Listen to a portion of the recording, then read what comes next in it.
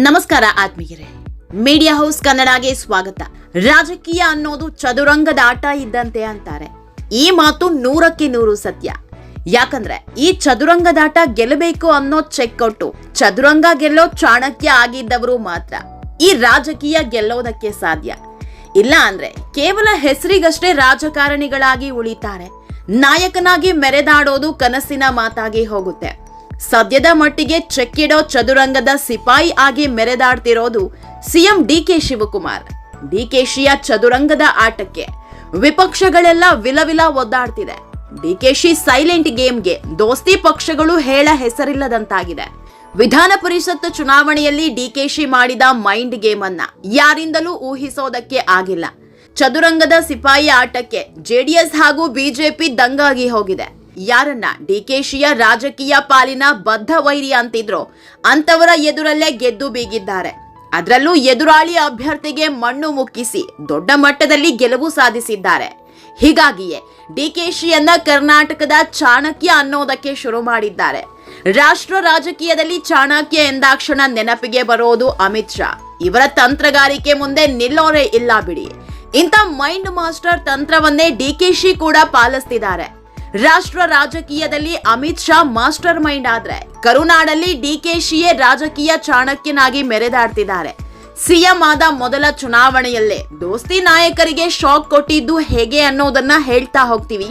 ಅದಕ್ಕೂ ಮೊದಲು ನೀವಿನ್ನೂ ನಮ್ಮ ಚಾನೆಲ್ನ ಸಬ್ಸ್ಕ್ರೈಬ್ ಮಾಡಿಲ್ಲ ಅಂದ್ರೆ ಮಿಸ್ ಮಾಡಬೇಡಿ, ಈಗಲೇ ಸಬ್ಸ್ಕ್ರೈಬ್ ಮಾಡಿ. ಈ ವಿಡಿಯೋನ ಕೊನೆವರೆಗೂ ನೋಡಿ, ನಿಮ್ಮ ಅನಿಸಿಕೆಗಳನ್ನ ಕಾಮೆಂಟ್ ಮಾಡಿ. ಆತ್ಮೀಯರೇ, ಡಿಕೆಶಿಯ ಮುಂದಿನ ಗುರಿಯೊಂದೇ 2028ರಲ್ಲೂ ನಾನೇ ಸಿಎಂ ಆಗಬೇಕು ಅನ್ನೋದು. ಇದೇ ನಿಟ್ಟಿನಲ್ಲಿ ಕಾರ್ಯತಂತ್ರ ರೂಪಿಸ್ತಿದ್ದಾರೆ. ದೋಸ್ತಿ ನಾಯಕರಿಗೆ ಅದೆಷ್ಟು ಸಾಧ್ಯವೋ ಅಷ್ಟು ಸೋಲಿನ ರುಚಿ ತೋರಿಸ್ತಾ ಇದ್ದಾರೆ. ಡಿಕೆಶಿ ಸಿಎಂ ಆದ ಮೊದಲ ಚುನಾವಣೆಯಲ್ಲೇ ದೋಸ್ತಿಗೆ ದೊಡ್ಡ ಪೆಟ್ಟು ಕೊಟ್ಟಿದ್ದಾರೆ. ಪರಿಷತ್ ಸ್ಥಾನದಲ್ಲಿ ಜೆಡಿಎಸ್ ಹಾಗೂ ಬಿಜೆಪಿಯ ಮೈತ್ರಿ ಅಭ್ಯರ್ಥಿಗೆ ಗೆಲ್ಲೋ ಅವಕಾಶ ಇದ್ರೂ ಕೈ ಚೆಲ್ಕೊಂಡಿದ್ದಾರೆ.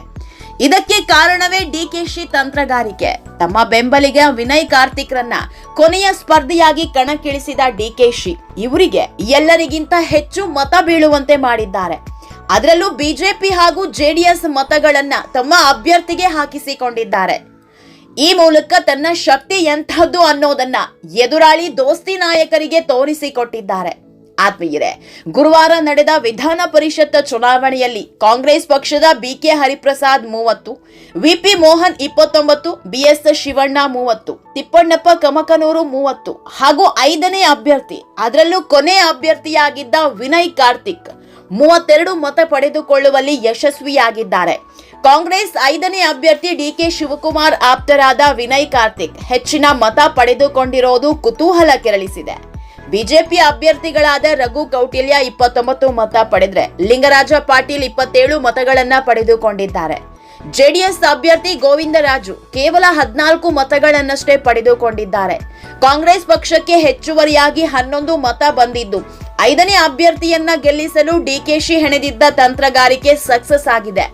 ಡಿಕೆ ಶಿವಕುಮಾರ್ ಈ ಚುನಾವಣೆಯಲ್ಲಿ ಒಂದೇ ಕಲ್ಲಲ್ಲಿ 2 ಹಕ್ಕಿ ಹೊಡೆಯೋ ಕೆಲಸ ಮಾಡಿದ್ದಾರೆ. ಒಂದ್ ಕಡೆ 5ನೇ ಅಭ್ಯರ್ಥಿಯನ್ನ ಗೆಲ್ಲಿಸಿಕೊಂಡು ತಮ್ಮ ಶಕ್ತಿ ಏನು ಅನ್ನೋದನ್ನ ತೋರಿಸಿದ್ದಾರೆ. ಜೊತೆಗೆ ಶಿಸ್ತಿನ ಪಕ್ಷ ಅಂತ ಬಿಂಬಿಸಿಕೊಳ್ಳೋ ಬಿಜೆಪಿಗೆ ಮರ್ಮಾಘಾತವಾಗುವಂತೆ ಮಾಡಿದ್ದಾರೆ. ಯಾಕಂದ್ರೆ ಬಿಜೆಪಿಯಲ್ಲೇ ಅಡ್ಡ ಮತದಾನ ಆಗಿರೋದು ಪಕ್ಷದ ನಾಯಕತ್ವಕ್ಕೆ ದೊಡ್ಡ ಹೊಡೆತ ಕೊಟ್ಟಿದೆ. ಬಿಜೆಪಿ ನಾಯಕರು ಹಾಕಿದ ಗೆರೆ ದಾಟಲ್ಲ, ಪಕ್ಷ ವಿರೋಧಿ ಚಟುವಟಿಕೆಯಲ್ಲಿ ಹೆಜ್ಜೆ ಹಾಕಲ್ಲ ಅನ್ನೋ ಮಾತಿತ್ತು. ಆದ್ರೆ ಈಗ ನೋಡಿದ್ರೆ ಬಿಜೆಪಿಯವರೇ ಡಿಕೆಶಿಗೆ ಕೈ ಜೋಡಿಸಿದ್ದಾರೆ. ಇದು ರಾಜ್ಯ ಬಿಜೆಪಿಗೆ ನಂಬಲ ಸಾಧ್ಯವಾಗಿ ಕಾಡ್ತಾ ಇದೆ. ಯಾಕಂದ್ರೆ ಜೆಡಿಎಸ್ ನಾಯಕರಿಗೆ ಮೊದಲೇ ಗೊತ್ತಿತ್ತು ತಮ್ಮ ಪಕ್ಷದ ಕೆಲವರು ಅಡ್ಡ ಮತದಾನ ಮಾಡ್ತಾರೆ, ಡಿಕೆಶಿ ಜೊತೆ ಕೈ ಜೋಡಿಸಿ ಪಕ್ಷಕ್ಕೆ ದ್ರೋಹ ಮಾಡ್ತಾರೆ ಅಂತ. ಆದ್ರೆ ಬಿಜೆಪಿಯಿಂದ ಅಡ್ಡ ಮತದಾನ ಆಗುತ್ತೆ ಅನ್ನೋದನ್ನ ಕನಸಲ್ಲೂ ಊಹಿಸಿರ್ಲಿಲ್ಲ. ಇಂತಹದೊಂದು ಸಣ್ಣ ಸುಳಿವು ಸಹ ಬಿಜೆಪಿ ಪಾಳ್ಯದಲ್ಲಿ ಇರಲಿಲ್ಲ. ಆದ್ರೆ ಕೊನೆ ಗಳಿಗೆಯಲ್ಲಿ ಡಿಕೆಶಿ ಹೆಣದ ತಂತ್ರಗಾರಿಕೆ ಫಲ ಕೊಟ್ಟಿದೆ. ಒಂದಲ್ಲ ಎರಡಲ್ಲ, ಬರೋಬ್ಬರಿ 11 ಹೆಚ್ಚುವರಿ ಮತಗಳನ್ನ ಆಪರೇಷನ್ ಹಸ್ತದ ಮೂಲಕ ಕಾಂಗ್ರೆಸ್ ಅಭ್ಯರ್ಥಿ ಪಾಲಾಗಿದೆ. 3 ಶಾಸಕರು ನೇರವಾಗಿ ಅಡ್ಡ ಮತದಾನ ಮಾಡಿದ್ರೆ ಒಬ್ಬ ಶಾಸಕ ತಮ್ಮ ಮತವನ್ನ ಅಸಿಂಧುವಾಗಿಸಿದ್ದಾರೆ. ಅಸಿಂಧುವಾಗಿದೆ ಅಂದ್ರೆ ಬೈ ಮಿಸ್ಟೇಕ್ ಅಲ್ಲ, ಅದು ಸಹ ಉದ್ದೇಶ ಪೂರ್ವಕ ಕೃತ್ಯ ಅನ್ನೋ ಮಾತಿದೆ. ಇದೆಲ್ಲದರ ಹಿಂದೆ ಇದ್ದಿದ್ದು ಡಿಕೆಶಿಯ ರಣತಂತ್ರ ಅನ್ನೋ ಮಾತುಗಳು ರಾಜ್ಯ ರಾಜಕೀಯದಲ್ಲಿ ದೊಡ್ಡ ಮಟ್ಟದಲ್ಲಿ ಚರ್ಚೆ ಆಗ್ತಾ ಇದೆ. ಆತ್ಮೀಯರೇ, ಈ ಚುನಾವಣೆ ಕುಮಾರಸ್ವಾಮಿ ಹಾಗೂ ಡಿಕೆಶಿಗೆ ದೊಡ್ಡ ಪ್ರತಿಷ್ಠೆಯ ಕಣವಾಗಿತ್ತು. ಡಿಕೆಶಿಗೆ ಮೊದಲ ಚುನಾವಣೆಯಲ್ಲೇ ಸೋಲಿನ ರುಚಿ ತೋರಿಸಬೇಕು, ಹೆಚ್ಚುವರಿ ಅಭ್ಯರ್ಥಿ ಹಾಕಿ ಡಿಕೆಶಿಗೆ ಮುಖಭಂಗ ಮಾಡಬೇಕು ಅನ್ನೋದು ದಳಪತಿಗಳ ಪ್ಲಾನ್ ಆಗಿತ್ತು. ಇದಕ್ಕಾಗಿ ಖುದ್ದು ಕುಮಾರಸ್ವಾಮಿಯೇ ಕಣಕ್ಕಿಳಿದಿದ್ರು. ಇದರ ಬೆನ್ನಲ್ಲೇ ಆಪರೇಷನ್ ಜೆಡಿಎಸ್ ನಡೀತಾ ಇದೆ. ಕಾಂಗ್ರೆಸ್ ಶಾಸಕರಿಗೆ ಕುಮಾರಸ್ವಾಮಿ ಗಾಳ ಹಾಕ್ಸಿದ್ದಾರೆ ಅಂತ ಕಾಂಗ್ರೆಸ್ ನಾಯಕರು ಆರೋಪಿಸಿದ್ರು. ಆದ್ರೆ ಈಗ ಆಗಿರೋ ಬೆಳವಣಿಗೆ ನೋಡಿದ್ರೆ ಆಪರೇಷನ್ ಜೆಡಿಎಸ್ ಬದಲಿಗೆ ಆಪರೇಷನ್ ಹಸ್ತ ಜೋರಾಗಿದೆ. ಡಿಕೆಶಿಯ ಈ ಒಂದು ಗೆಲುವು ದಿಲ್ಲಿ ಮಟ್ಟದಲ್ಲೂ ಸದ್ದು ಮಾಡಿದೆ. 2028ರ ಚುನಾವಣೆಗೆ ಇದನ್ನೇ ದಿಕ್ಸೂಚಿಯಾಗಿ ಇಟ್ಕೊಂಡು ಡಿಕೆಶಿ ರಣತಂತ್ರ ರೂಪಿಸಲಿದ್ದಾರೆ. ಏನೇ ಹೇಳಿ, ನಿಜಕ್ಕೂ ಡಿಕೆ ಬ್ರದರ್ಸ್ ಲೆಕ್ಕಾಚಾರದ ಮುಂದೆ ಏನೂ ಇಲ್ಲ ಬಿಡಿ. ಇದಕ್ಕೆ ಅಲ್ವಾ ಇವರನ್ನ ಚುನಾವಣಾ ಚಾಣಕ್ಯ ಅನ್ನೋದು.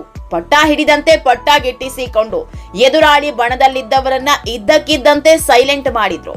ಈಗ ವಿಪಕ್ಷಗಳಿಗೆ ಶಾಕ್ ಆಗುವಂತೆ ಫಲಿತಾಂಶ ಕೊಟ್ರು. ಇನ್ನೇನ್ ಬೇಕು, ರಾಜ್ಯದಲ್ಲಿ ನಾನೇ ಚುನಾವಣಾ ಮಾಸ್ಟರ್ ಅನ್ನೋದನ್ನ ತೋರಿಸಿಕೊಟ್ಟಿದ್ದಾರೆ. ಆತ್ಮೀಯರೇ, ಈ ವಿಡಿಯೋ ನಿಮಗೆ ಇಷ್ಟವಾದಲ್ಲಿ ಲೈಕ್ ಮಾಡಿ, ಶೇರ್ ಮಾಡಿ, ಕಾಮೆಂಟ್ ಮಾಡಿ. ಇನ್ನೂ ನಮ್ಮ ಚಾನೆಲ್ನ ಸಬ್ಸ್ಕ್ರೈಬ್ ಮಾಡಿಲ್ಲ ಅಂದ್ರೆ ಮಿಸ್ ಮಾಡಬೇಡಿ, ಈಗಲೇ ಸಬ್ಸ್ಕ್ರೈಬ್ ಮಾಡಿ.